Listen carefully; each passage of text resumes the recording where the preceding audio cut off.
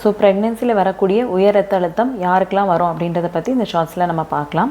So யாருக்கெல்லாம் வரும், so வந்து ஒரு பேஷண்ட் வந்து ப்ரெக்னென்சி ஸ்டார்ட் பண்ணும்போதே அவங்களோட வெயிட் வந்து அதிகமாக இருந்ததுன்னா, அதாவது BMI மோர் தென் 30 இருந்ததுன்னா அவங்களுக்கு ப்ரெக்னென்சியில் வரக்கூடிய ஹைப்பர் டென்ஷன் வரதுக்கான சான்சஸ் அதிகம். அடுத்தது வந்து அவங்களோட வயசு, கர்ப்பிணி பெண்ணோட வயசு வந்து 20க்கு கீழே இருந்தாவோ இல்லை 35க்கு மேலே இருந்தாலோ அவங்களுக்கும் வரதுக்கான வாய்ப்பு அதிகம். யார் எந்த விமன் வந்து செயற்கை கருத்தரித்தல் மூலியமாக கரு உண்டாயிருக்காங்களோ அவங்களுக்குமே ஹைப்பர் டென்ஷன் வரதுக்கான சான்சஸ் அதிகம்.